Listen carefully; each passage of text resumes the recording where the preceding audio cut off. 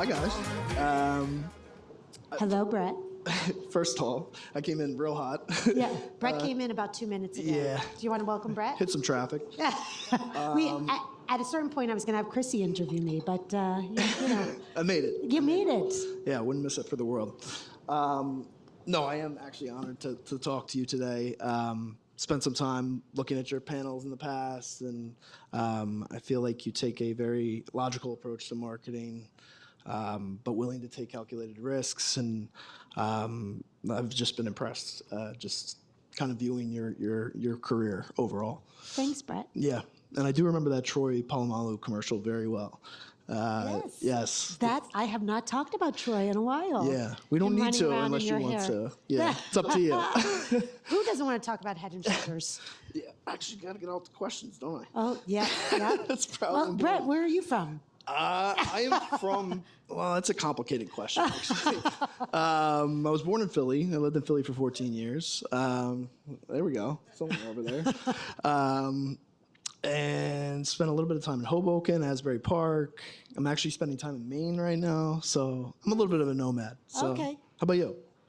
Well, I live in Florida right now, work in New Jersey, which is pretty, long commute, but, it works, and living the best life. Beautiful. Well, I love that you Okay. still have some energy today left. This is I your always third have one? energy. Fourth one? No, this is my second. Oh, okay.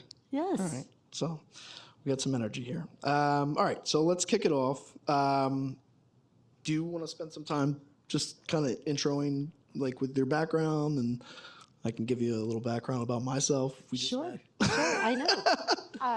Well, I see a bunch of my team here, so sorry, you guys know me, but I'll introduce myself to those of you who don't. My name is Samantha Avivi, and I'm the Chief Marketing Officer here at Bayer.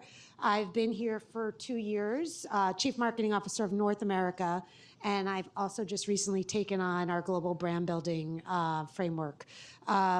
Before that, I've had a couple of other CMO roles in the automotive industry, but I spent most of my career working in CPG, P&G for a long time, Kimberly-Clark, and then started my career in advertising. So worked at BBDO and Young and Rubicam. So a very, windy career, all leading me up to where I am today. That's a little about me. Awesome. I mean, I don't know how I got this gig. You're a little bit out of my league professionally, but here I am. I've been in the pharma space for the past 14 years, spent 6 years on the agency side, and then spent 8 years in sales, past 8 years in sales. I was at Deep Intent for 5 years. Just recently left to join the IQM team back in February. Tony Sherry, who was the head of sales at Deep Intent, plucked me and pulled me over. So excited to see what's to come with IQM. But the focus of the conversation today is on Samantha. So let's kick it off. I'd love to start by hearing, what's top of mind for you in this moment of accelerated change. Obviously, AI has been probably discussed in every panel from here to everywhere in New York City. But, what trends or tensions do you think will define marketing over the next 3 to 5 years, especially in healthcare and consumer health? Yeah, so AI is definitely the drinking game word. So every single time that we should really try to do that one time. Every time you hear AI, you then take a shot. We'd all be drunk by the end of our first panel. So ultimately, there's some deep tensions that come with AI. You have consumers that are looking for personalization and feeling really absent of that connection with people. And then you have AI, which is all about basically working at scale and pulling out the humans. You combine that with healthcare, which is one of the most deeply personal and private spaces that we have, and it drives a natural tension. So we continue to walk that fine line, which is taking advantage and making sure that when we do have opportunities to leverage AI, it is really in the service of the consumer and doing what is best for them and helping them solve their problems and doing it in a way that's very ethical and science-based. Because that's another thing that's going on right now in our industry is that, unfortunately, with all of the proliferation of media and the lack of regulations in a lot of those worlds, people are making claims and promises that are not founded. And Bayer, being a 160-year-old company, we pride ourselves in the science that we build and the heritage that we have. And so for us, navigating all those elements is, we know it's going to set us apart because we have that trust with consumers and we always do consumer first. But it's going to be a tricky slope for others. Yeah, I agree. I mean, you hear God is going to step down on earth and everything else, the conspiracy theories that you hear on TikTok and Instagram. I've wanted to delete both Instagram and TikTok just because I feel like the pollution of content that's out there, especially in social media now, it's but hard on the to find flip side, credible. it's the greatest content. I mean, I have to tell you, who wouldn't know 6, 7? Like, I mean, come on. I learned. My kids think I'm the coolest person ever because I'm like 6, 7. I learned it from, all social media. Yes. So it's very important. Yeah, there's pros and cons, of course. All right, so let's shift into trust, transparency, brand integrity. I mean, we've kind of discussed this already a little bit. There's kind of an ongoing tension in marketing between building brand trust and kind of hitting performance targets. In a data-driven world where every impression is measured, how do you see those two forces, trust and performance, competing for attention in your decision making at Bayer? Yeah, I think what you're really talking about is this whole concept of brand versus performance marketing. And that we put a unnatural bifurcation against these two areas because we should always be building the brand and we should always be building the business at the same time. At any time, that whether it's top of the funnel or bottom of the funnel, any single time you're not doing that with your efforts, you're missing an opportunity. And I look here at Ryan, who's on the team. He's awesome, by the way, and Nate's not so bad himself. But we're just doing a bunch of work on social yesterday, and we're like, how do we know that we're building our business? Because it's top of funnel and it is getting great visibility, but we work to prove that it is giving us the ROI, that it is getting the eyeballs that it deserves, that it's building our brand reputation. And so I don't see brand versus performance marketing at odds. I see them as one of the same. And I know you have to be top of funnel and bottom of funnel, because if you focus too much on bottom of funnel, then you don't have anyone coming in to know about your brand. If you focus too much on top of funnel, then you're not converting people to purchase. So they have to come into one. And any single time we separate them apart, it causes issues. I'm sure there's certain brands at Bayer, though, that you probably focus more towards awareness or is this still pretty even based? So it's interesting because I'll give an example. Midol. We have an amazing brand called Midol. How many of you are familiar with Midol? Awesome.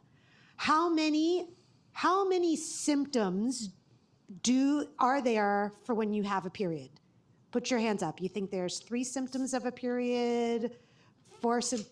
I know this from watching your panel. Yeah, 7 symptoms from when you have a period, and yet very often women only treat it with 1. Mm-hmm. And so it is our job. Okay, can we guess what are the 7? Who wants to go? Bloating, headache, fatigue, backache. What's that? Irritability. Oh, yeah. Yeah, cursing. Yeah. But anyway, so here are these women that are treating just one of the signs or one of the elements of having your period. And so we need to build awareness that we have all 7 of those symptoms that we're addressing. So in that instance, that's an important thing to build awareness of. Now, let me ask another question. How many of you have heard of Claritin? That's another one of our brands, right? And what does Claritin do? It addresses what? Allergies, right. So in that instance, we don't have to raise awareness of that, but we have to raise awareness that, oh, by the way, it's non-drowsy. So there's always an awareness component for all that we're doing, and there has to be a conversion component. Because just knowing that it's for allergies, knowing that it addresses the 7 symptoms, that doesn't mean you're going to go and purchase. Absolutely. All right. Health and wellness have become more central to mainstream culture over the past few years. How do you think consumer expectations are shifting, and how does that change how you market? Sorry, what was that question? Do it Ask it again. Hold on. When I was going through it, I was like, where does this go? Health and wellness have become more central to mainstream culture over the past few years. How do you think consumer expectations are shifting, and how does that change how you market? Oh, yeah. Okay. So, look, going back to social, which we all love social, unfortunately, there are some bad actors that come on and make promises that they can't deliver on, or the products can't deliver on, and then consumers use those products and are disappointed, and it drives lack of trust in our entire industry. So that is something that's causing a shift in perception on our brands. And we need to be even more vigilant on how we show up in everything we do to deliver on the promise that we are making for our businesses. So, for example, I'll give a perfect. How many of you have heard of One a Day? Okay, that's another one of our brands. So a lot of great brands. And One a Day is all about the one for you for life. If you think about it, from when you're pregnant and you're about to have a baby, you take the prenatal vitamins, all the way to when you're aging and senior, we have the solution for men and women. If we don't show up as a simple solution that is so powerful at each stage of that journey, we're not delivering on our brand promise. And so because we have some of those bad actors, it even puts more onus on us to show up consistently to deliver what we promise as a brand. As brands, oftentimes, we want to be able to connect with the zeitgeist or, pop culture, for example. How should brands in regulated industries think about cultural relevance and purpose without overstepping or appearing disingenuous? Yeah. So I always say that the consumer is our boss. And so we should be listening to the consumer from the start to the beginning. And when we combine what the consumer wants with what our brand stands for, as long as we're consistent against both of those, we will stay genuine to our consumer. Bayer Aspirin is a 160 years old brand, which is incredible. How many brands live to that longevity? And yet, still to this day, we find ways to be highly relevant to consumers. We just unlocked this amazing insight that people are not aware of their risks of having heart disease, having issues with their heart. They walk around almost in an instance blind because they think that they eat well or they exercise, that they don't have risks, but the risks are much more than just those elements. And so for a recent campaign we just put on, it was all about see your risks, don't be blind to them. And what is very interesting about that is a 160-year-old brand is still highly relevant we understood what the consumer situation is, understood what the need was, and stayed true to our brand. All right, let's shift over to organizational change and capability building. So marketing leadership in 2025 is not just about strategy, but capability orchestration. How are you structuring and resourcing your team to catalyze innovation rather than just execution? Well, that's a very good question. Thank you for asking. Sure. So within Bayer, we have a new operating model called Dynamic Shared Ownership. Dynamic Shared Ownership is really an agile system that enables team members to take clear ownership of business problems and solve and identify solutions. And that shift is driving a lot of excitement within the organization and enabling people to take on projects that they wouldn't normally have the opportunity to take on. And it's what's amazing about dynamic shared ownership, or DSO as we call it, is it's delivering amazing results. I'll give a perfect example. So we just did a global agency review. We just did this global agency review in what takes a corporation's 9 months, 10 months to do a year. We did it in less than 6 months. And the way that we did it in less than 6 months was we enabled a team to go off and say, come to us for coaching, come to us for guidance, and you are empowered. And they lived it all the way down to the pitch. What we did was we briefed the agencies in the morning, and by the end of the day, they were presenting work to us, and we were giving feedback, rounds of feedback. It was very agile, it was very fluid. We were in there with the agencies, going back and forth.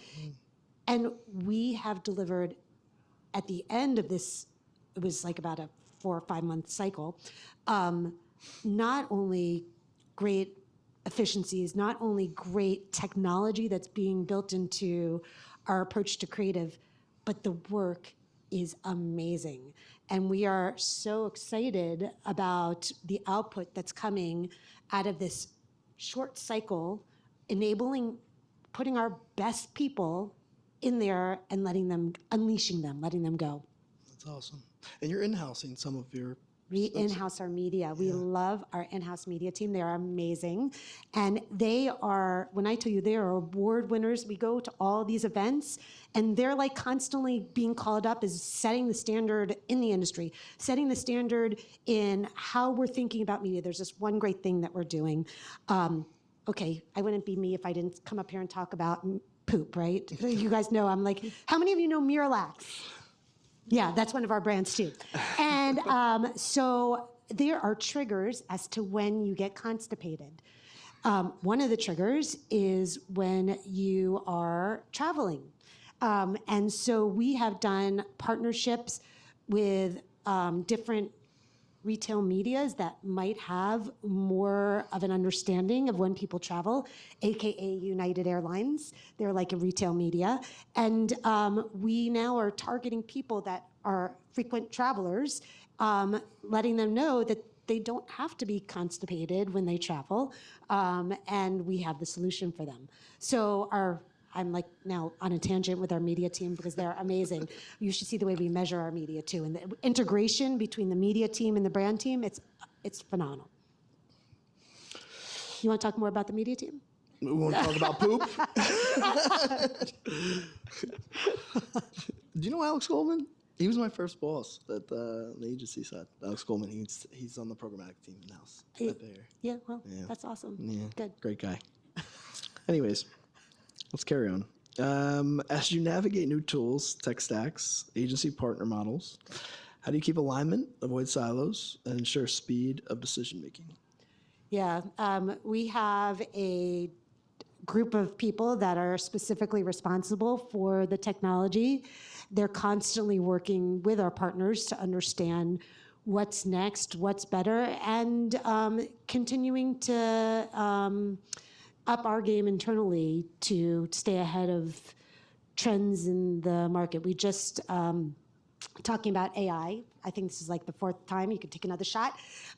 We are bringing in a bunch of new tools and technology into everything we're doing, all the way from the insight generation to the brand strategy, to the business analysis, to the measurement of our media, to delivery of our media, using new technology, including AI. We look at it every day. New DSPs too, maybe IQM? Yeah. Yeah. We'll see. Yeah. I feel like there's a pitch coming. No, I wouldn't do that. All right. So let's wrap it up. What keeps you up at night, and what gets you most excited about the future of marketing in healthcare? What keeps me up at night? I'll tell you, what keeps me up at night is that people get afraid to go into the business because they think that technology is going to take their job. I'm afraid that we'll lose great talent because they think that jobs are becoming fewer. And what I would tell, and I sit on the board at the University of Florida, I go and speak with universities, I'm going to Cornell in a couple of weeks. As a matter of fact, there's going to be more jobs in marketing because it's going to be our job to help direct all of the systems that are coming and making sure we're giving the right input, making sure that we're giving the right direction, and making sure we're doing right by the consumer. And so I don't want to lose any great talent because they're afraid there's not going to be an opportunity for them out there. So that's why I go to universities a lot to talk to them and say, come, it's a great industry. It's so much fun. I'm sure you're not the only one that's alone in that fear. I'm sure we're all kind of fearful of what AI is going to do as far as our jobs are concerned. But thank you. This has been awesome. It's great to meet you. Great to meet Sorry I you. was late. But I had fun. It was I'm glad. awesome. I had fun too, Brad. Awesome. Bye-bye. Thank you.